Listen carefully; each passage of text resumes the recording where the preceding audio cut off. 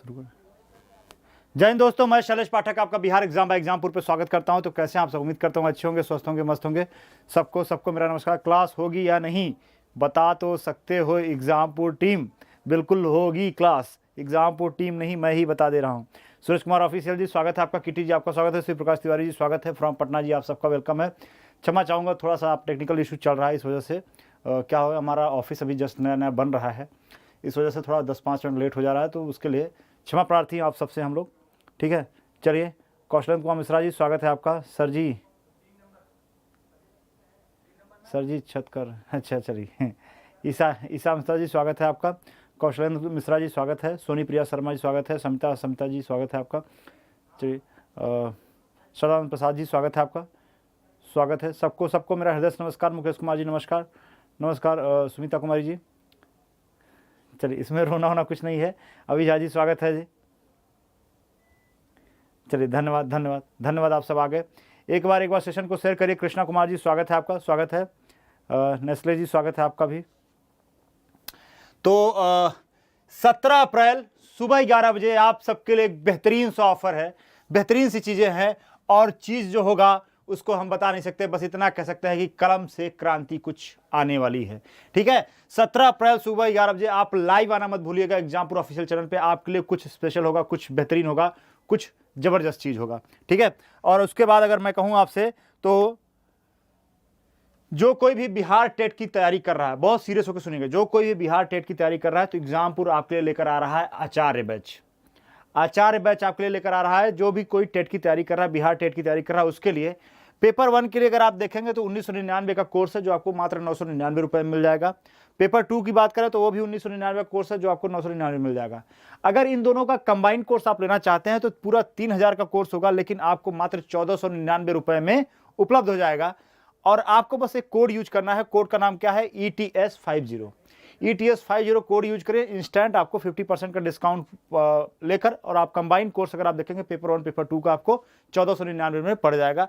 आपसे बस इतना ही कहना है कि अगर आप देखेंगे इसकी फैसिलिटी क्या है, क्या क्या चीज़ें इसमें उपलब्ध हैं, तो अगर आप देखेंगे तो इसमें अगर आप देखेंगे लाइव एंड रिकॉर्डेड क्लासेस दोनों चीज़ें आपको मिल सकती हैं। अर्थात आप चाहे तो लाइव क्लास ले लीजिए, चाहे आप रिकॉर्डेड क्लास भी ले सकते हैं। दूसरी चीज़, आपको PDF नोट्स मिल जाएंगे, इंपॉर्टेंट बुकलेट मिल जाएंगे। उसके बाद आप देखेंगे जो फैकल्टी होगी, फैकल्टी बिहार की स्पेशल जो फैकल्टी होंगी वही उस पर कार्य करेंगी, जो जिनको सालों का अनुभव होगा वही उस पर कार्य करेंगे। उसके बाद आप देखेंगे कि आपका डाउट सेशन होगा, जो आप देखेंगे जूम मीटिंग के दौरान पूरी चीज़ें आप अपने क्या है, जो भी टीचर होगा, जो भी टीम होगी उसके समक्ष रख सकते हैं।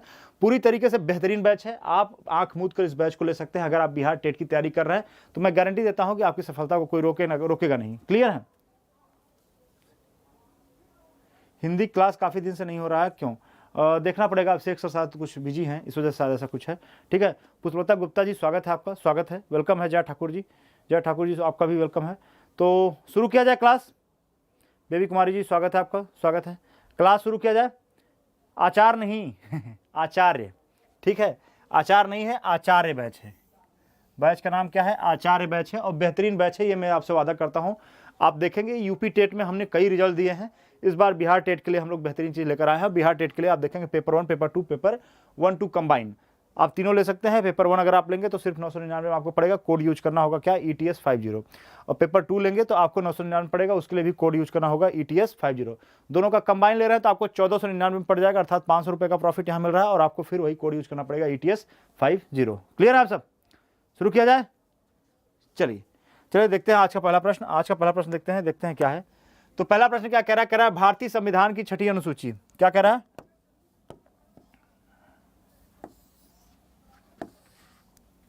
कह रहा है भारतीय संविधान की 6ठी अनुसूची के प्रावधान निम्नलिखित में से किस राज्य में लागू होते हैं? त्रिपुरा में, सिक्किम में, नागालैंड या उपरोक्त में सभी से?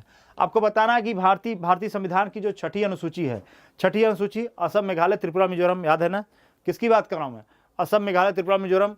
उसके लिए क्या संबंधित है? उसके जनजातीय क्षेत्रों से संबंधित है। किससे? अनुसूचित जात, अनुसूचित जनजाति। तो जनजाति क्षेत्रों से संबंधित है असम, मेघालय, त्रिपुरा, मिजोरम। क्लियर है? असम, मेघालय, त्रिपुरा, मिजोरम जनजातीय क्षेत्रों से संबंधित है। तो उससे अगर आप देखेंगे तो कौन आ रहा है? क्या इसमें असम है? नहीं है। उसके बाद असम, मेघालय, त्रिपुरा, मिजोरम नहीं दिख रहा है, तो आपको देखेंगे कौन सा उत्तर होगा। उत्तर होगा आपका क्या? त्रिपुरा। उत्तर क्या हो जाएगा आपका? उत्तर हो जाएगा त्रिपुरा। एक्सप्लेनेशन पे अगर हम लोग फोकस करेंगे, एक्सप्लेनेशन क्या कह रहा है? एक्सप्लेनेशन कह रहा है असम, मेघालय, त्रिपुरा और मिजोरम। क्या कह रहा है? असम, मेघालय, त्रिपुरा और मिजोरम के जनजातीय क्षेत्रों में, असम, मेघालय, त्रिपुरा और मिजोरम के जनजातीय क्षेत्रों में प्रशासन हेतु छठी अनुसूची के प्रावधान, प्रशासन हेतु, जल्दी एक बार सेशन को शेयर करिए। आप सबकी संख्या बहुत कम लग रही है, संख्या बहुत कम लग रही है और ये उचित नहीं है, संख्या बहुत कम लग रही है और ये उचित नहीं है। एक बार आप सब सेशन को शेयर करिए, सेशन को एक बार शेयर करिए प्लीज, एक बार सेशन को शेयर करिए। चलिए आप देखेंगे छठी अनुसूची के प्रावधान लागू होते हैं, किसके? छठी अनुसूची के प्रावधान लागू होते हैं। और छठी अनुसूची में इन राज्यों में क्या कह रहा है? स्वायत्त जिला परिषद। क्या? स्वायत्त जिला परिषद अर्थात ऑटोनोमस डिस्ट्रिक्ट काउंसिल की बात हो रही है, ठीक है, ऑटोनोमस डिस्ट्रिक्ट काउंसिल की बात हो रही है, की स्थापना की अनुमति प्रदान करती है। सिक्किम और नागालैंड क्या है? इसमें शामिल नहीं है। इसमें शामिल कौन से नहीं है? सिक्किम और नागालैंड शामिल नहीं है। कौन कौन से शामिल है? आप कहेंगे असम, मेघालय, याद रखिएगा इस चीज को, अक्सर पूछता है यूपी पीसीएस में, अगर आप देखेंगे 2019 में पूछ चुका है। असम, मेघालय, त्रिपुरा, असम, मेघालय, त्रिपुरा और एक और बच रहा है, उसको क्या कहेंगे? उसको कहेंगे मिजोरम। असम, मेघालय, त्रिपुरा और मिजोरम, ये 4 राज्य हैं जिनमें आप देखेंगे छठी अनुसूची से संबंधित हैं। क्लियर है आप सब? क्लियर है?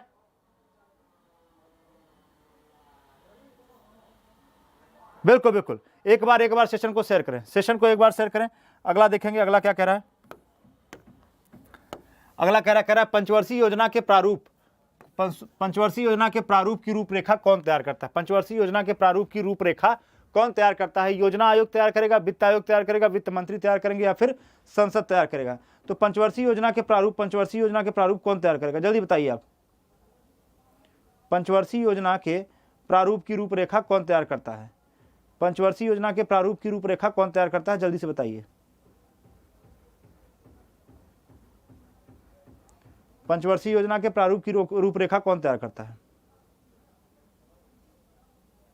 बहुत बढ़िया, क्या बात है, जबरदस्त। गुड इवनिंग कुमारी सुचिता जी, स्वागत है आपका, वेलकम है, वेलकम है। एक बार आप सब सेशन को शेयर करें, सेशन को एक बार शेयर करें, सेशन को शेयर करें। बहुत बढ़िया, बेहतरीन बेहतरीन बेहतरीन, बिल्कुल बिल्कुल बिल्कुल। पहले अगर आप देखेंगे, बहुत बढ़िया जोया जी, आपने बहुत सही उत्तर दिया है। आप देखेंगे पहले क्या था? पहले आप कहेंगे योजना आयोग था। क्या था?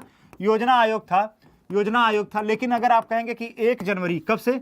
1 जनवरी 2015 से, 1 जनवरी 2015 से इसका जगह कौन लेता है? आप कहेंगे नीति आयोग लिया। किसने लिया इसका जगह?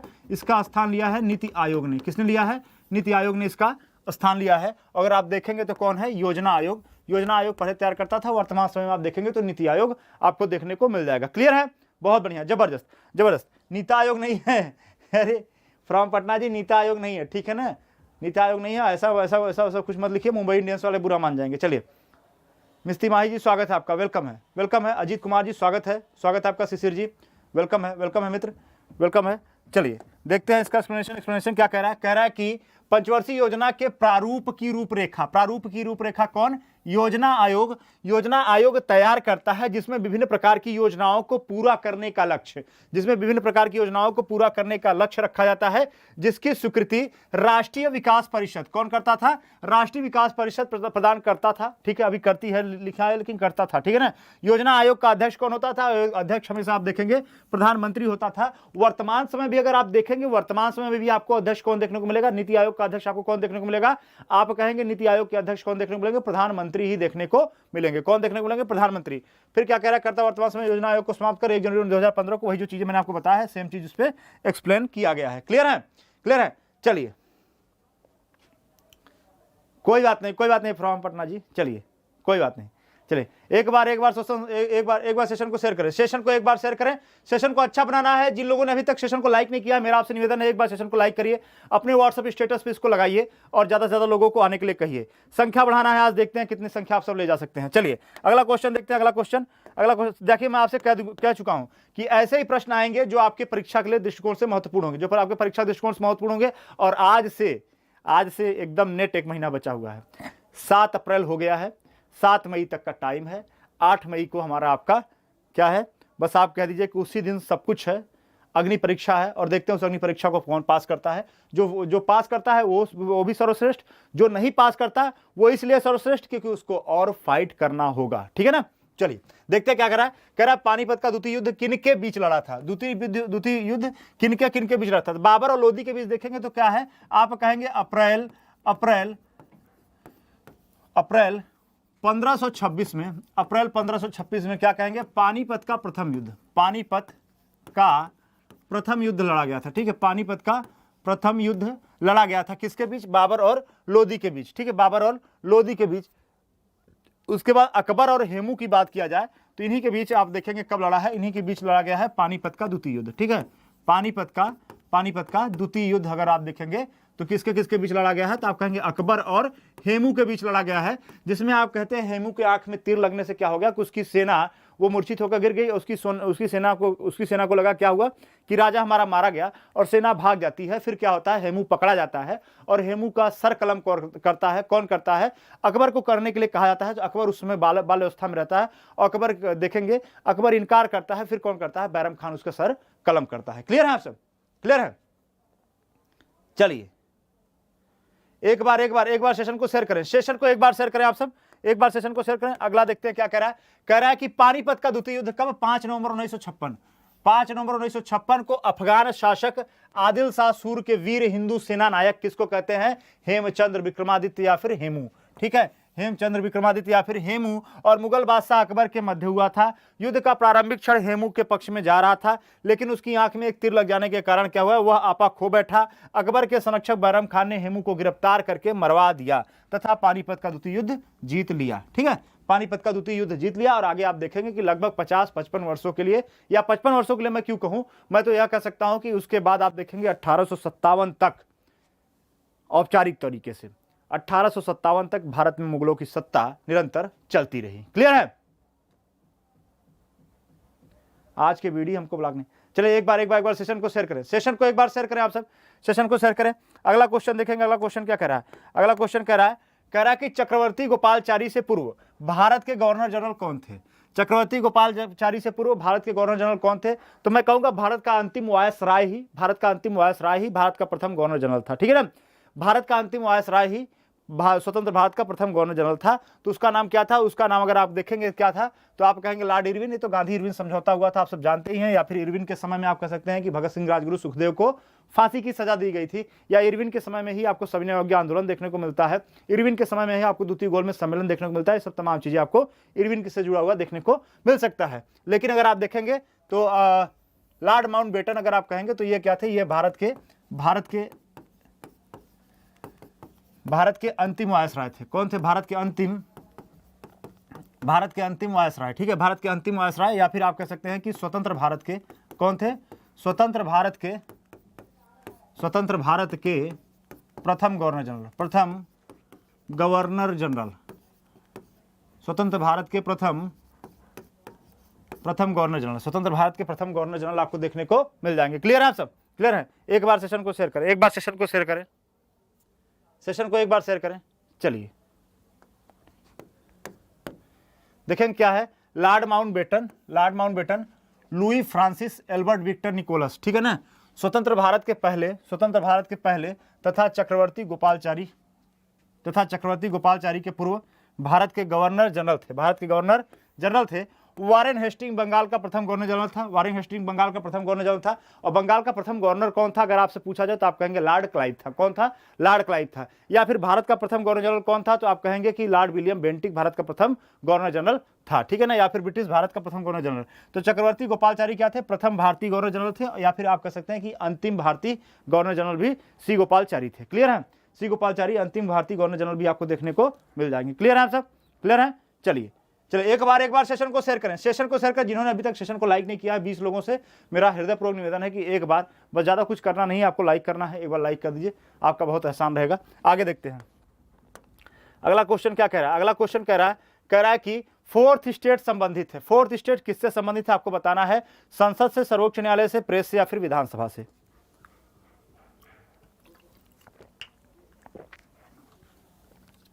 फोर्थ स्टेट संबंधित है किससे, संसद से, सर्वोच्च न्यायालय से, प्रेस से, या फिर विधानसभा से। फोर्थ स्टेट किससे संबंधित है, फोर्थ स्टेट किससे संबंधित है आपको बताना है। एक बार सेशन को शेयर कर देना है मित्रों, एक बार बिल्कुल बिल्कुल, आप देखेंगे 1833 में बंगाल के ब्रिटिश भारत के प्रथम गवर्नर जनरल आपको देखने को मिल जाएंगे, लॉर्ड विलियम बेंटिक, ठीक है। या फिर आप कह सकते हैं कि कलकत्ता के अंतिम गवर्नर जनरल देखने को मिलेंगे, ठीक है ना, कलकत्ता के अंतिम गवर्नर जनरल, क्योंकि उसके बाद कलकत्ता में क्या देखने को मिलेंगे, उसके बाद कलकत्ता में गवर्नर देखने को मिलते हैं।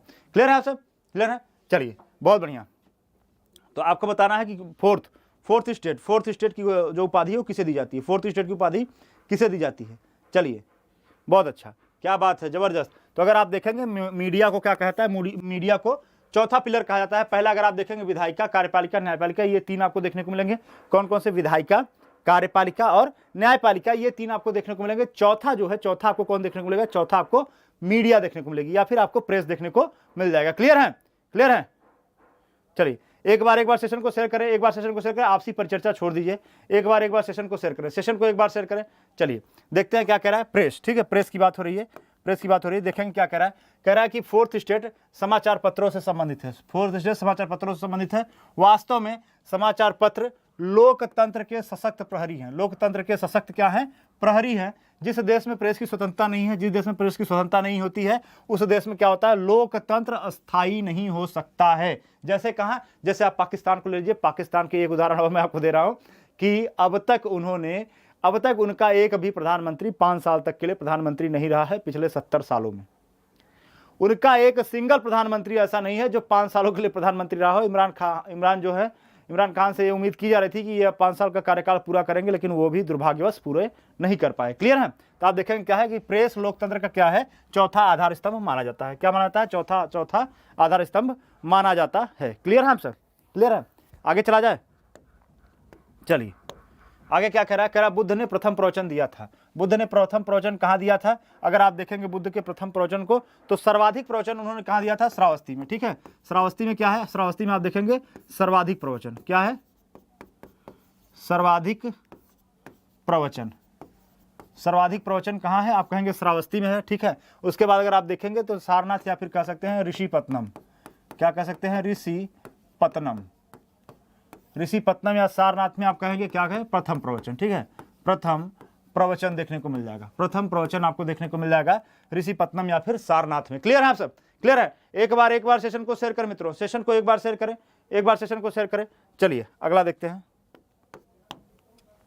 क्या कह रहा है, बुद्ध ने प्रथम प्रवचन कहाँ दिया था, सारनाथ या ऋषिपत्तनम में दिया था। इसे क्या कहते हैं, धर्मचक्र परिवर्तन कहा गया है। क्या कहा है, धर्मचक्र परिवर्तन कहा गया है। इसलिए सारनाथ को बौद्ध धर्म का क्या कहते हैं, उदय स्थल कहा जाता है, उदय स्थल कहा जाता है। बुद्ध ने क्या किया, सर्वाधिक उपदेश कहाँ दिया था, मैंने जैसा आपको बताया कि श्रावस्ती में दिया था। ठीक है ना, श्रावस्ती में दिया था। एक बार सेशन को शेयर करें, एक बार सेशन को शेयर करें।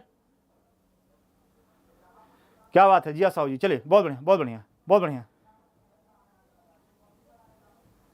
प्रधानमंत्री रखेगा तो उसको सैलरी देना पड़ेगा, राष्ट्रपति शासन लागू किए हैं, उस पर ज्यादा खर्चा होगा मित्र। ठीक है ना, चलिए देखते हैं अगला क्या कहते हैं। कह रहा है टॉमस रो किसके दरबार में आया था, टॉमस रो जो है वो किसके दरबार में आया था, आपको बताना है। अकबर के दरबार में, जहांगीर के दरबार में, शाहजहां के दरबार में या फिर औरंगजेब के दरबार में। औरंगजेब से संबंधित आपको क्या देखने को मिलता है, इसका एक नाम देखने को मिलता है आलमगीरी। ठीक है, या फिर आप कह सकते हैं इसने क्या बनवाया था, इसने बीबी का मकबरा बनवाया था। क्या बनवाया था, बीबी का मकबरा बनवाया था। या फिर आप कह सकते हैं कि लाल किले में क्या बनवाया था, लाल किला में मोती मस्जिद। ठीक है, लाल किला में क्या बनवाया था, आप कहेंगे मोती मस्जिद बनवाया था लाल किला में। ठीक है, लाल किला में क्या बनवाया था, इसने मोती मस्जिद बनवाया था। शाहजहां की बात करेंगे, शाहजहां ने आगरा में मोती मस्जिद बनवाया है। क्या बनवाया है, आगरा में मोती मस्जिद। ठीक है, आगरा में मोती मस्जिद देखने को मिल जाएगा। लाल किला अगर किसी ने बनवाया था तो आप कहेंगे शाहजहां ने बनवाया था लाल किला। या फिर आप कहेंगे ताजमहल भी जो बनवाया था वो किसने बनवाया था, वो कहेंगे शाहजहां बनवाया था। क्या बनवाया था, ताजमहल बनवाया था। इसको क्या कहते हैं, इसके काल को कहते हैं स्थापत्य का स्वर्ण युग। स्थापत्य का क्या है, स्वर्ण युग है। ठीक है, स्थापत्य का स्वर्ण युग है। अकबर के शासनकाल में अगर आप बात करेंगे, अकबर के शासनकाल की बात की जाए, ठीक है, टॉमस रो अकबर के शासनकाल की बात की जाए तो बसावन एवं, ठीक है, इसके विषय में अगर आप देखेंगे फतेहपुर सिकरी को बसाया। ठीक है ना, फतेहपुर सिकरी को बसाया है। किसने बसाया है, तो आप कहेंगे अकबर ने बसाया है। किसने बसाया है, अकबर ने बसाया है। किसको बसाया है, फतेहपुर सिकरी को। ठीक है ना, फतेहपुर सिकरी को। क्लियर है आप सब, क्लियर है। और टॉमस रो किसके दरबार में आया है, तो आप कहेंगे जहांगीर के दरबार में आया था। किसके दरबार में आया था, जहांगीर के दरबार में आया था। क्लियर है, ठीक है। चलिए कोई बात नहीं, एक बार सेशन को शेयर करें, सेशन को शेयर करें। आपसी परिचर्चा छोड़िए, आज हुआ क्लास मेरे तो मैं तो नहीं आया, चलिए छोड़िए कोई बात नहीं, एक बार सेशन को शेयर करें, ठीक है। क्लियर है, एक बार सेशन को शेयर करें। देखिए क्या कह रहा है, जहांगीर के शासनकाल में आया था। जो आपको कंटेंट लगे इसमें से आप नोट कर लेते हैं, स्क्रीनशॉट ले सकते हैं, फिर आगे चलते हैं, ठीक है ना। चलिए आगे देखते हैं एक्सप्लेनेशन इसका क्या कह रहा है। कह रहा है कि व्याख्या क्या कह रहा है, ब्रिटिश राजदूत क्या कह रहा है, टॉमस रो मुगल बादशाह किसके, आप कहेंगे जहांगीर के काल में भारत आया था, ठीक है ना। यह राजदूत भारत में व्यापारिक गतिविधियां शुरू करने की स्वीकृति के लिए भारत आया था, ठीक है। जिसमें क्या हुआ, जिसमें वह सफल हुआ। तो अगर आपसे यह पूछ ले कि कौन सा ब्रिटिश राजदूत मुगलों के दरबार में ब्रिटिशों के व्यापार की इजाजत पाने के लिए क्या था, सफल हुआ था, तो आप कहेंगे टॉमस रो।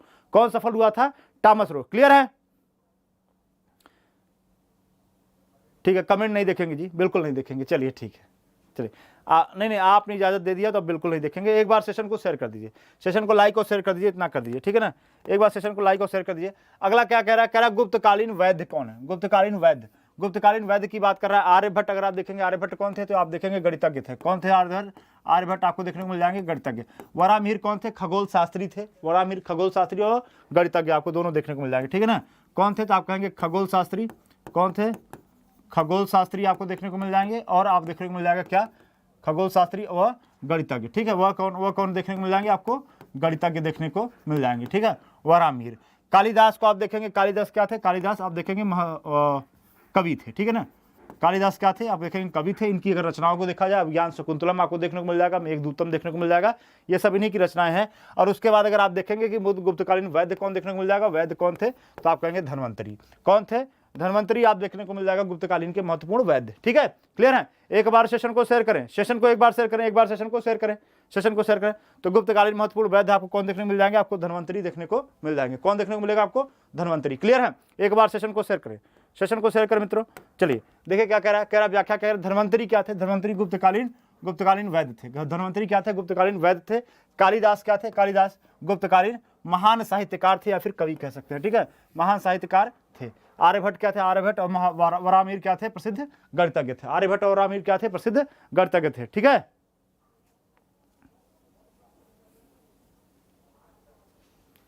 क्लियर है, चलिए एक बार सेशन को शेयर करें, सेशन को शेयर करें, सेशन को शेयर करें आप सब। चलिए अगला क्वेश्चन देखते हैं, अगला क्वेश्चन क्या कह रहा है। अगला क्वेश्चन कह रहा है कि तख्ते हाउस, ठीक है, तख्ते हाउस किसके शासनकाल में बना था, जहांगीर के शासनकाल में, अकबर के शासनकाल में, शाहजहां के शासनकाल में, या फिर औरंगजेब के शासनकाल में। आपको बताना है कि तख्ते हाउस या फिर मयूर सिंहासन जिसको कहते हैं वो किसके शासनकाल में बना था, ठीक है। जाने दिए, कमेंट बॉक्स जो है ना, कमेंट बॉक्स पे मैं फोकस ही नहीं करूंगा, ठीक है। कमेंट बॉक्स पे मैं फोकस नहीं करूंगा, कमेंट बॉक्स बंद नहीं करवा सकते आप, समझने की कोशिश करें। कमेंट बॉक्स बंद नहीं करवा सकते, कमेंट जो है, कमेंट पे मैं फोकस ही नहीं करूंगा। बस आप लोग को क्या करना है, आप लोग को भी वही ट्रिक अपनानी है, कमेंट पे फोकस नहीं करना है। जो एक महीना परीक्षा के लिए सीरियस है, मेरा आपसे बस इतना ही कहना है कि आप सब सिर्फ और सिर्फ अपना सीरियसनेस अपने तक रखिए।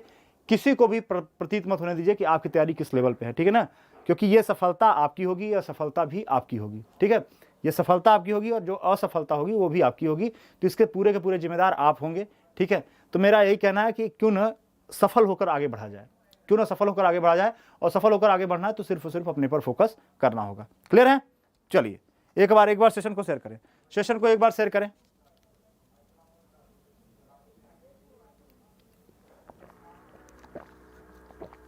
देखो लाल किला में अगर आप जाएंगे ना तो 2 दरबार आपको देखने को मिल जाएगा। दरबार में कौन कौन से दरबार देखने को मिल जाएंगे, दीवान ए आम और दीवान ए खास, ठीक है। दीवान ए आम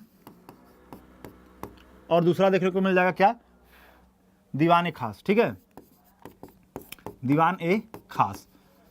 अगर आप देखेंगे ना विभिन्न अवसरों पे क्या होता था, वहां आप देखेंगे इनमें दीवाने आम और दीवाने खास में ले जाकर क्या होता था, मयूर सिंहासन बिठाया जाता था और उस पर देखेंगे मुगल बादशाह आकर बैठता था और क्या करता था, वो लोगों की बातें सुनता था। और वहां पे सर 68 देना है, अभी मस्ती का टाइम है मेरा, बहुत बढ़िया, कोई बात नहीं। चलिए तो अगर आप देखेंगे तो कौन बनाया था, आप कहेंगे शाहजहां। कौन था, शाहजहां। क्लियर है, तख्ते हाउस किससे संबंधित है? आप कहेंगे शाहजहां संबंधित है। बाद में आप देखेंगे नादिर शाह उसको भी लेकर जाता है, नादिर शाह उसको भी लेकर जाता है महमूद शाह के समय। क्या कहता है? तख्ते हाउस का निर्माण किसने कराया था? मुगल सम्राट शाहजहां ने करवाया था। इसका मुख्य कारीगर कौन था? आप कहेंगे बेबादल। कौन था? बेबादल खां था। अफगानी आक्रमणकारी नादिर शाह इसे क्या किया है? अपने देश कहाँ ले गया था? पर्सिया ले गया था। अपने देश पर्सिया ले गया था, या फिर ईरान आप कह सकते हैं, ठीक है ना। तो आप कहेंगे कौन ले गया था? नादिर शाह ले गया था, ठीक है। दीवाने आम और दीवाने खास ये था, दीवाने आम में क्या था? जनता दरबार लगता था, जिसमें क्या होता था? दीवान आम मतलब अर्थात जनता के न्याय का दरबार था, ठीक है ना। जनता के जैसे कहते हैं ना दीवानी अदालत, आज कहते हैं दीवानी अदालत और फौजदारी अदालत। तो दीवाने आम क्या था? आप कहेंगे जिसमें जनता आकर अपनी चीज़ों को रखता था और बादशाह क्या करता था? उस पर न्याय करता था। दीवाने खास क्या देखेंगे? दीवाने खास में जो स्पेशल लोग थे वो बैठते थे और उनसे बातें परिचर्चा होती थी। क्लियर है? क्लियर है? चलिए, बिल्कुल। कौन भक्ति आंदोलन संबंधित है? कौन भक्ति आंदोलन संबंधित आपको बताना है। कबीरदास, विवेकानंद, राम मोहन राय या फिर स्वामी दयानंद सरस्वती। राजा राम मोहन राय के स्वामी दयानंद सरस्वती के बारे में बात किया जाए तो इन्होंने क्या किया था? इन्होंने आर्य समाज की स्थापना की थी। किसकी? आर्य समाज की स्थापना की थी, ठीक है। आर्य समाज की स्थापना की थी किसने? स्वामी दयानंद सरस्वती ने आर्य समाज की स्थापना की थी। आर्य समाज का अगर मुख्यालय पूछा जाए, मुख्यालय कहाँ था, तो आप कहेंगे मुख्यालय आर्य समाज का कहाँ था? आर्य समाज का मुख्यालय था लाहौर में, ठीक है। आर्य समाज का मुख्यालय कहाँ था? तो आप कहेंगे लाहौर में था। आर्य समाज का मुख्यालय कहाँ था? तो आप कहेंगे लाहौर में आर्य समाज का मुख्यालय था। राजा राम मोहन राय की बात की जाए तो आत्मी सभा और ब्रह्मा सभा, ठीक है। आत्मी सभा व ब्रह्मा समाज की स्थापना की थी, ठीक है। वह ब्रह्मा समाज की स्थापना की थी। आत्मी सभा व ब्रह्मा समाज की स्थापना किसने की थी? तो आप कहेंगे राजा राम मोहन राय ने किया था, ठीक है ना। विवेकानंद की बात की जाए तो इन्होंने रामकृष्ण मिशन की स्थापना की थी। किसकी? रामकृष्ण मिशन की, ठीक है।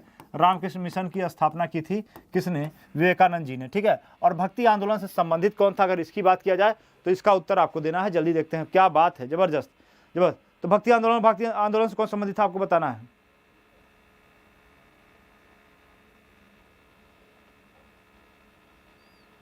भक्ति आंदोलन से कौन संबंधित था? चलिए, तो आप कहेंगे कौन संबंधित था? कबीरदास जी, ठीक है। भक्ति आंदोलन से कौन संबंधित था? आप कहेंगे कबीरदास जी भक्ति आंदोलन से संबंधित थे। भक्ति आंदोलन से कौन संबंधित था? कबीरदास जी संबंधित थे। क्लियर है आप सब? एक बार सेशन को शेयर करें, एक बार सेशन को शेयर करें। चलिए अगला देखते हैं, अगला क्या कहता है। क्या कह रहा है? कह रहा है कबीरदास जी भक्ति आंदोलन संबंधित है, ठीक है। कबीरदास जी किससे भक्ति आंदोलन संबंधित है? प्रसिद्ध कवि कौन थे? यह कौन थे? निर्गुण भक्ति धारा से। कौन से? यह निर्गुण भक्ति धारा से संबंधित थे। साखी, शबद, रामायणी इनकी क्या थी? इनकी प्रसिद्ध रचनाएं थी, ठीक है ना। साखी, शबद, रामायणी क्या थी? इनकी प्रसिद्ध रचनाएं थी। साखी, शबद, रामायणी क्या थी? इनकी प्रसिद्ध रचनाएं आपको देखने को मिल जाएंगी, ठीक है ना। साखी, शबद, रामायणी क्या देखने को मिल जाएंगी? इनकी प्रसिद्ध रचनाएं आपको देखने को मिल जाएंगी। क्लियर है आप सब? क्लियर है? चलिए अगला देखते हैं। क्या कह रहा है? कह रहा है स्याही के दाग छुड़ाते हैं। स्याही के दाग क्या छुड़ाता है आपको बताना है। स्याही के दाग कौन छुड़ाएगा? क्लोरोफॉर्म छुड़ाएगा, या फिर ऑक्जेलिक अम्ल छुड़ाएगा, या फिर सोडियम क्लोराइड छुड़ाएगा, या फिर सोडियम बेंजोएट छुड़ाएगा। तो आपको बताना है कि स्याही के दाग कौन छुड़ाता है। स्याही के दाग कौन छुड़ाएगा आपको बताना है। स्याही के दाग कौन छुड़ाएगा? स्याही के दाग क्लोरोफॉर्म जो छुड़ाता है, या फिर ऑक्जेलिक अम्ल छुड़ाएगा, या फिर सोडियम क्लोराइड छुड़ाएगा, या फिर सोडियम बेंजोएट छुड़ाएगा। जल्दी उत्तर दीजिए आप सब, जल्दी। गुड इवनिंग सिंपी सिंह जी, स्वागत है आपका। मैं यही कह रहा हूं एक बार आप सब सेशन शेयर करिए, ठीक है ना। चलिए एक बार सेशन को शेयर करिए, सेशन को आप सब शेयर करिए, एक बार सेशन को शेयर करिए, क्या है, ठीक है। क्लोरोफॉर्म, ऑक्जेलिक अम्ल, या फिर सोडियम क्लोराइड, या फिर सोडियम बेंजोएट। आपको बताना है कि स्याही के दाग कौन छुड़ाता है। स्याही के दाग कौन छुड़ाएगा? स्याही के दाग कौन छुड़ाएगा आपको बताना है। क्लोरोफॉर्म, ऑक्जेलिक अम्ल, सोडियम क्लोराइड, या फिर सोडियम बेंजोएट कौन छुड़ाएगा? जल्दी बताइए आप। बहुत बढ़िया, जबरदस्त, क्लियर। धोबी, अच्छा चलिए ठीक है। तो आप क्या कहेंगे? ऑक्जेलिक अम्ल जो है ये क्या छुड़ाएगा? यही सोडियम, आप कहेंगे स्याही के दाग छुड़ाता है, ठीक है। सोडियम क्लोराइड अर्थात नमक हो जाएगा, तो उसकी तो बात ही छोड़िए। आगे देखेंगे क्या कह रहा है। कह रहा है कि ऑक्जेलिक अम्ल से, किससे? ऑक्जेलिक अम्ल से स्याही के दाग को छुड़ाने में क्या होता है? सहायता मिलती है। ऑक्जेलिक अम्ल से क्या होता है? स्याही को दाग को छुड़ाने में क्या मिलती है? सहायता मिलती है। सोडियम बेंजोएट क्या होता है? खाद्य पदार्थों के संरक्षण में क्या करता है? सहायता प्रदान करता है। खाद्य पदार्थों के संरक्षण में क्या करेगा? सहायता प्रदान करता है। कौन? चलिए बिल्कुल। अगला देखते हैं, अगला क्या कह रहा है। अगला कहेंगे बारदोली आंदोलन से संबंधित है। बारदोली आंदोलन से संबंधित है, तो बारदोली आंदोलन से क्या संबंधित है आपको बताना है। सरदार पटेल, संबंधित है, या महात्मा गांधी संबंधित है, या पंडित नेहरू, या फिर जयप्रकाश नारायण। जयप्रकाश नारायण की बात किया जाए तो ये इनसे अगर आप जोड़ेंगे तो आप कह सकते हैं कि आज़ाद दस्ते का निर्माण कराया था इन्होंने कहाँ पर, तो आप कहेंगे आज़ाद दस्ते का निर्माण इन्होंने किया था नेपाल में। ठीक है, आज़ाद दस्ते का निर्माण किया था, आज़ाद दस्ते का निर्माण, ये सबसे महत्वपूर्ण चीज़ है, कहाँ किया था, तो आप कहेंगे नेपाल में किया था। या फिर इनके विषय में पूछ सकता है कि इन्होंने क्या किया था, आप कहेंगे संपूर्ण क्रांति का आह्वान किया था। किसका? संपूर्ण क्रांति के आवाहक थे। ठीक है, संपूर्ण क्रांति के आवाहक थे। आप देखेंगे किसके? इंदिरा के समय। ठीक है, संपूर्ण क्रांति के आवाहक। ठीक है, संपूर्ण क्रांति के आवाहक थे। आप देखेंगे पंडित नेहरू की बात की जाए तो पंडित नेहरू के संबंध में आप कहेंगे कि लाहौर अधिवेशन में क्या किया था, पूर्ण स्वराज की मांग की थी। कब? 1928 में। ठीक है ना, लाहौर अधिवेशन, लाहौर अधिवेशन, लाहौर अधिवेशन आप क्या कहेंगे, पूर्ण स्वराज की मांग किया था। क्या किया था इन्होंने? पूर्ण स्वराज की मांग की थी, पूर्ण स्वराज की मांग की थी। आप कहेंगे कब किया था, तो आप कहेंगे 1928 में। 1928 में इन्होंने क्या किया था, पूर्ण स्वराज की मांग की थी। उसके बाद अगर आप देखेंगे बारदौली से महात्मा गांधी भी रिलेटेड थे, लेकिन आप कहेंगे कि सरदार की उपाधि दी गई थी किसको? सरदार पटेल को। ठीक है ना, यहाँ पर सरदार पटेल को क्या दिया था,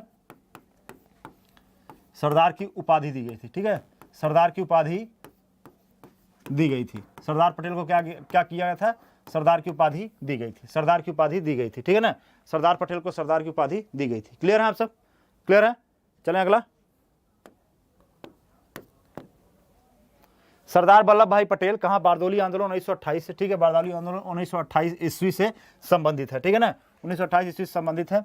इसी आंदोलन की सफलता पर बारदौली की महिलाओं ने क्या किया था, उन्हें सरदार की उपाधि दी थी। उन्हें क्या किया था, उन्हें सरदार की उपाधि दी थी। क्लियर है आप सब? उन्हें क्या मिला था, उन्हें सरदार की उपाधि मिली थी। एक बार सेशन को शेयर करें, एक बार सेशन को शेयर करें। आप सब शेयर करेंगे तो इसको 100+ ले चल सकते हैं, बशर्ते आपको शेयर करना है। जिन्होंने अभी तक 30 लोगों ने लाइक नहीं किया, मेरा आपसे निवेदन है कि एक बार सेशन को लाइक करने में क्या जाएगा, आपको कुछ नहीं जाएगा। बस ये है कि अब मुझे लग जाएगा कि हाँ, जितने लोग देख रहे हैं उतने लोगों ने लाइक किया है, सेशन पसंद आ रहा है आपको, ऐसा फील हो जाएगा। बाकी आपके ऊपर है। ठीक है, चलिए आगे चीज़ों देखते हैं। आगे क्या कह रहे हैं, कह रहा है कि बीजक किस रचयिता की रचनाओं का संग्रह है। बीजक किस रचयिता की रचनाओं का संग्रह है? मलिक मोहम्मद जायसी का, तुलसीदास का, कबीरदास का, या फिर सूरदास का। आपको बताना है कि बीजक को किसने लिखा है, बीजक किसकी रचनाएं हैं, बीजक किसकी रचनाएं हैं, बीजक किसकी रचना है? मलिक मोहम्मद जायसी का, तुलसीदास का, कबीरदास का, या फिर सूरदास का, किसकी रचना है? क्लियर? एक बार सेशन को शेयर करें। बीजक जो है, बीजक किसकी रचना है, बीजक किसकी रचना है? बहुत बढ़िया। चलिए, तो बीजक अगर आप देखेंगे तो बीजक किसकी रचना है, आप कहेंगे कबीरदास जी की रचना है बीजक। ठीक है, बीजक किसकी रचना है, बीजक कबीरदास जी की रचना है। कह रहा है कबीरदास क्या थे, हिंदी साहित्य में भक्ति काल के प्रसिद्ध कवि थे, भक्ति काल के प्रसिद्ध कवि और निर्गुण शाखा से संबंधित थे, जैसा कि आपने देखा भी। ठीक है, समाज सुधारक थे। इनका जन्म कहाँ हुआ था? लहरतारा वाराणसी में। आप लोग बहुत लोग जानते होंगे। ठीक है, लहरतारा वाराणसी में इनका जन्म हुआ था। और कहेंगे कबीर की वाणी क्या है, बीजक नाम से प्रसिद्ध है। किस नाम से? बीजक नाम से प्रसिद्ध है। इनके 3 भाग हैं, साखी, शबद और रमैनी। कौन से 3 भाग देखने को मिलेंगे? साखी, शबद और रमैनी। ये 3 भाग आपको देखने को मिल जाएंगे। किससे? बीजक से रिलेटेड। ठीक है, बीजक से रिलेटेड 3 भाग देखने को मिलेंगे, साखी, शबद, रमैनी। क्लियर है आप सब? एक बार सेशन को शेयर करें, सेशन को एक बार शेयर करें, एक बार सेशन को शेयर करें। चलिए अगला देखते हैं क्या कह रहा है। द गेटवे ऑफ इंडिया, ये तो बिल्कुल गलत होना ही नहीं चाहिए। कहाँ स्थित है? ठीक है, तो आपको बताना है कि यहाँ स्थित है। कहाँ स्थित है? मुंबई में, दिल्ली में। दिल्ली में अगर आप देखेंगे तो इंडिया गेट स्थित है। दिल्ली में क्या देखने को मिल जाएगा आपको? इंडिया गेट देखने को मिल जाएगा दिल्ली में। ठीक है, दिल्ली में आपको इंडिया गेट देखने को मिल जाएगा। कोची और बेंगलुरु या फिर मुंबई। आपको बताना है कि द गेटवे ऑफ इंडिया कहाँ पर स्थित है। द गेटवे ऑफ इंडिया कहाँ पर स्थित है? द गेटवे ऑफ इंडिया कहाँ पर अवस्थित है? आपको बताना है कि मुंबई, दिल्ली, कोची या फिर बेंगलुरु, कहाँ पर द गेटवे ऑफ इंडिया अवस्थित है, कहाँ पर द गेटवे ऑफ इंडिया स्थित है। ठीक है, चलिए एक बार क्वेश्चन, एक बार सेशन को शेयर करें, सेशन को एक बार शेयर करें। आपको बताना है कि द गेटवे ऑफ इंडिया कहाँ स्थित है। द गेटवे ऑफ इंडिया कहाँ स्थित है? मुंबई में, दिल्ली में, कोची में या फिर बेंगलुरु में। बिल्कुल, बहुत अच्छा उत्तर, क्या बात है, जबरदस्त। तो अगर आप देखेंगे गेटवे ऑफ इंडिया कहाँ पर है तो पिक्चरों में अक्सर आपको देखने को मिल जाएगा। कहाँ पर? मुंबई में। क्या है? गेटवे ऑफ इंडिया क्या है? मुंबई में स्थित है। ठीक है, गेटवे ऑफ इंडिया की आधारशिला। ठीक है, गेटवे ऑफ इंडिया की आधारशिला कहाँ? बम्बई, अर्थात मुंबई के राज्यपाल यशवंतराव चौहान, जो कि मुंबई के पहले राज्यपाल भी थे। क्या थे? मुंबई के पहले राज्यपाल भी थे। उनके द्वारा 31 मार्च 1913 को गेटवे ऑफ इंडिया की आधारशिला कहाँ रखी गई? मुंबई में रखी गई। सबसे इंपॉर्टेंट चीज़ क्या है, किसने रखा था? तो आप जानते रहे कि यशवंत चौहान ने रखा था। इंपॉर्टेंट यही है कि किसने गेटवे ऑफ इंडिया की आधारशिला रखी थी, तो आप कहेंगे कि 1913 में किसने रखा था, यशवंत चौहान ने रखा था। क्लियर है, यशवंत चौहान ने रखा था 1913 में। एक बार सेशन को शेयर करें। बीपीएससी के लिए ओरिएंटेड, या फिर आप कह सकते हैं बिहार मेंस के लिए, बिहार दरोगा मेंस के लिए भी पूरी तरह ओरिएंटेड एक क्लास है, इसलिए मैं ऐसे क्वेश्चन लाता हूं कि आप देखेंगे कि आपके लिए भी बेहतरीन हो और उनके लिए भी, ठीक है ना। देखेंगे क्या है, गांधी जी की दांडी मार्च कहां से प्रारंभ हुआ था, अगर आप देखेंगे तो ये 65वीं बीपीएससी का क्वेश्चन है, ठीक है। 65वीं बीपीएससी में आपको क्वेश्चन ये देखने को मिल जाएगा कि गांधी जी का दांडी मार्च कहां से प्रारंभ हुआ था, बारदौली से, अहमदाबाद से, सूरत या बंबई से। आपको बताना है कि कहां से चालू हुआ था गांधी जी के दांडी मार्च। गांधी जी का दांडी मार्च कहां से चालू हुआ था, बारदौली से? बिल्कुल नहीं, बारदौली से अगर आप देखेंगे तो सरदार वल्लभ भाई पटेल देखने को मिल जाएंगे। सूरत से अगर आप देखेंगे तो सूरत में भी आपको देखने को मिलेगा, सूरत में आपको कांग्रेस का विभाजन देखने को मिलता है 1907 में, ठीक है। बंबई से बात करेंगे तो बंबई भी नहीं देखने को मिल जाएगा, आपको क्या देखने को मिलेगा, आपको अहमदाबाद देखने को मिलेगा। क्या देखने को मिलेगा, अहमदाबाद से आप देखेंगे क्या चालू हुआ था, दांडी मार्च यात्रा आपको देखने को मिल जाएगा साबरमती आश्रम से, ठीक है ना। क्या कह रहा है, कह रहा है महात्मा गांधी ने स्वयं सेवकों द्वारा 12 मार्च 1930 को अहमदाबाद में स्थित, कहा, मैंने आपको बताया साबरमती आश्रम से शुरू की गांधी जी की इस दांडी मार्च यात्रा का मुख्य उद्देश्य क्या था, अंग्रेजों द्वारा बनाए गए नमक के कानून को तोड़ना था। अंग्रेजों द्वारा बनाए गए नमक के कानून को क्या था, तोड़ना था। लगभग 24 दिन बाद, ठीक 6 अप्रैल 1930 को दांडी पहुंचकर उन्होंने क्या किया है, समुद्र तट पर नमक कानून को तोड़ा है। समुद्र तट पर क्या तोड़ा है, नमक कानून को तोड़ा है। क्लियर है।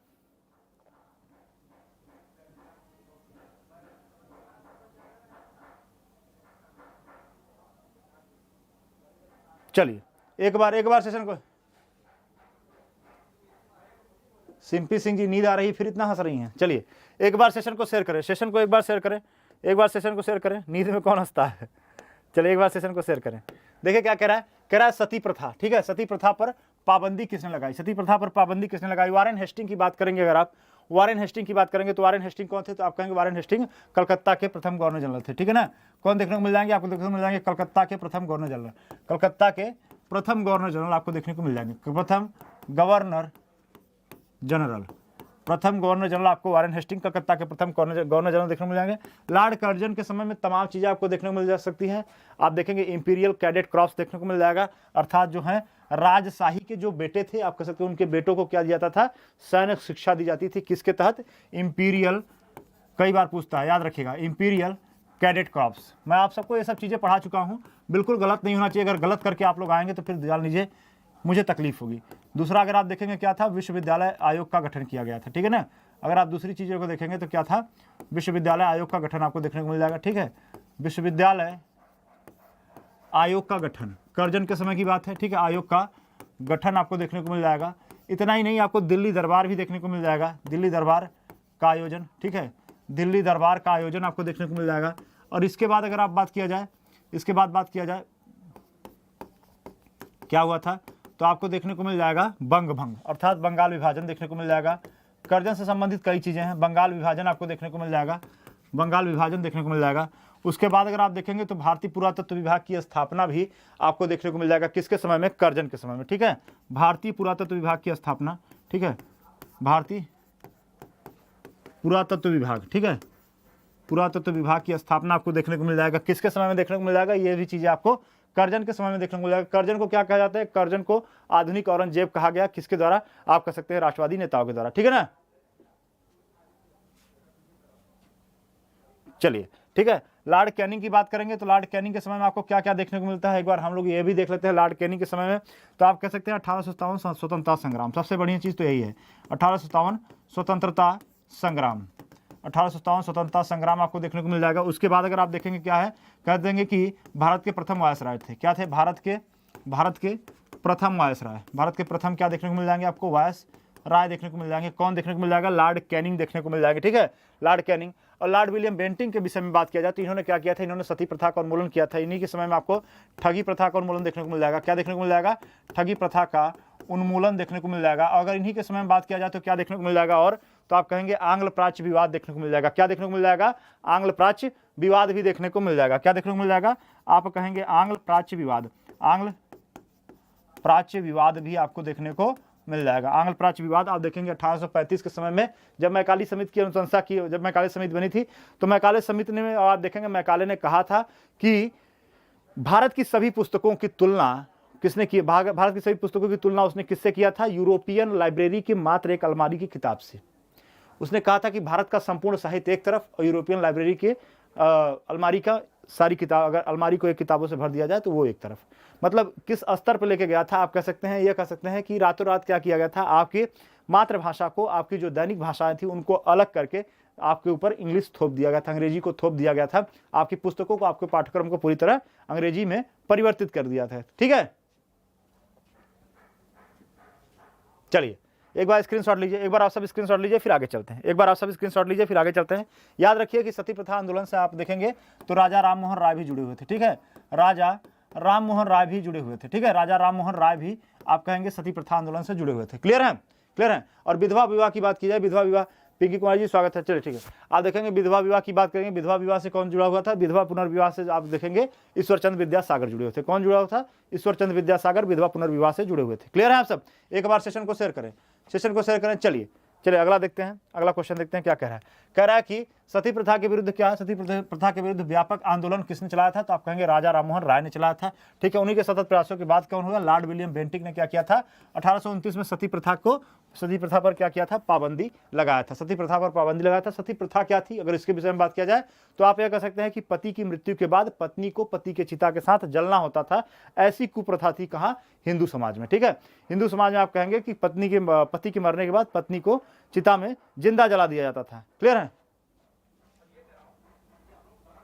चलिए आगे देखते हैं अगला क्लास, अगला देखते हैं अगला क्वेश्चन क्या कह रहा है। इंडियन नेशनल कांग्रेस किसके द्वारा स्थापित की गई? इंडियन नेशनल कांग्रेस किसके द्वारा स्थापित की गई आपको बताना है। बाल गंगाधर तिलक के द्वारा अगर आप देखेंगे तो आपको मराठा केसरी या फिर गीता रहस्य जैसी चीजों को आपको देखने को मिल जाएगा। ठीक है, आप देखेंगे मराठा केसरी पत्रिका अगर देखने को मिल जाएगा किसका? तो आप कहेंगे बाल गंगाधर तिलक का। गीता रहस्य की रचना कहाँ? जेल में। ठीक है, गीता रहस्य की रचना कहाँ? तो आप कहेंगे जेल में। ठीक है, जेल में। इतना नहीं, अगर आप आगे की बात करेंगे तो इनकी बात करेंगे तो ये कांग्रेस की कभी अध्यक्षता नहीं किए। ठीक है, कांग्रेस के कभी अध्यक्ष नहीं रहे, कांग्रेस के कभी अध्यक्ष नहीं रहे, कांग्रेस के कभी अध्यक्ष नहीं रहे। या फिर दूसरी चीज़ अगर आप बात करेंगे इनके विषय में तो आप कह सकते हैं होम रूल लीग से जुड़े हुए थे। ठीक है, होम रूल लीग के नायक कौन थे? तो होम रूल लीग के नायक जो अगर आप देखेंगे तो बाल गंगाधर तिलक थे। नायिका की बात करेंगे तो एनी बेसेंट थी। ठीक है ना, कौन थे? एनी बेसेंट थी। अगर आप देखेंगे एनी बेसेंट की बात करेंगे तो एनी बेसेंट अगर आप देखेंगे तो कांग्रेस की प्रथम महिला अध्यक्ष। ठीक है, सबसे इंपॉर्टेंट तो यही है, कांग्रेस की प्रथम महिला अध्यक्ष, कांग्रेस की प्रथम महिला अध्यक्ष आपको देखने को मिल जाएंगी कौन? Annie Besant. कांग्रेस की प्रथम महिला अध्यक्ष आपको कौन देखने को मिलेंगे? आपको एनी बेसेंट देखने को मिलेंगी।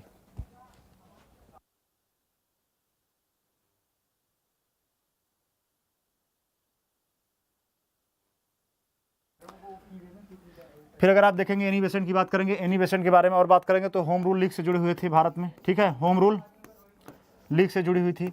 और उसके बाद अगर आप बात करेंगे तो थियोसॉफिकल सोसाइटी से जुड़ी हुई थी। किससे? थियोसॉफिकल सोसाइटी से भी ये जुड़ी हुई थी। ठीक है, थियोसॉफिकल सोसाइटी से जुड़ी हुई थी।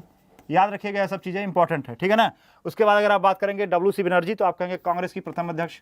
ठीक है, कांग्रेस के क्या थे? कांग्रेस के प्रथम अध्यक्ष देखने को मिल जाएंगे। कांग्रेस के प्रथम अध्यक्ष अगर आप देखेंगे WC बनर्जी आपको देखने को मिल जाएंगे। कब देखने को मिल जाएंगे? आप कहेंगे 1885 में, पहले अधिवेशन में आपको अध्यक्ष देखने को मिल जाएंगे WC बनर्जी। ठीक है, तो आप बंकिम चंद्र बनर्जी। और ये ह्यूम को क्या जाता है? कांग्रेस के संस्थापक का श्रेय जाता है। ठीक है ना, कांग्रेस की स्थापना का श्रेय किसको जाता है? तो आप कहेंगे A.O. ह्यूम को जाता है। क्लियर है? एक बार सेशन को शेयर करें। A.O. ह्यूम को क्या जाता है? कांग्रेस की स्थापना का श्रेय जाता है, कांग्रेस की स्थापना का श्रेय जाता है। तो ये रहा, स्क्रीनशॉट ले लीजिए। ठीक है, चलिए एक्सप्लेनेशन देखा जाए। एक्सप्लेनेशन क्या कह रहा है? कह रहा है कि भारतीय राष्ट्रीय कांग्रेस की स्थापना का श्रेय किसको जाता है? तो A.O. ह्यूम को। ठीक है, A.O. ह्यूम को जाता है, जिन्होंने क्या किया था? सेफ्टी वॉल्व सिद्धांत के तहत क्या किया था? 1885 में इस पार्टी की स्थापना की थी। तो इस वाक्य को मत रखिएगा क्योंकि ये वाक्य काफी विवादित है। कुछ लोग कहते हैं कि सेफ्टी वॉल्व के तहत रखा गया, तो कुछ लोग कहेंगे नहीं, ऐसी कोई विचारधारा नहीं थी। प्रथम भारतीय अगर महिला अध्यक्ष देखेंगे कांग्रेस की तो आप कहेंगे सरोजिनी नायडू। कब देखने को मिलेंगे? 1925 में कानपुर में। उनके ठीक एक साल पहले 1924 में बेलगांव में कौन देखने को मिल जाएंगे? महात्मा गांधी, कांग्रेस के अध्यक्ष। ठीक है ना। चलिए आज के लिए मैं आपके लिए प्रश्न छोड़ रहा हूं, प्रश्न का उत्तर आपको ऑफलाइन कमेंट में देना है। तो प्रश्न आपका क्या है? प्रश्न आप देख लीजिए एक बार। प्रश्न क्या है? प्रश्न है आपका, इंकलाब जिंदाबाद का नारा किसने दिया था? सुभाष चंद्र बोस ने, चंद्रशेखर आजाद ने, लियाकत अली ने या फिर मोहम्मद इकबाल ने? तो आपको बताना है कि इंकलाब जिंदाबाद का नारा किसने दिया था। चलिए ठीक है, तो उम्मीद करता हूँ हमारी क्लास आपको अच्छी लगी होगी, बेहतर लगी होगी। एक बार आप सब ऑफलाइन कमेंट जाकर और करिएगा, ठीक है ना। चलिए धन्यवाद, नमस्कार, जय हिंद, जय एग्जामपुर, कर विजय एग्जामपुर।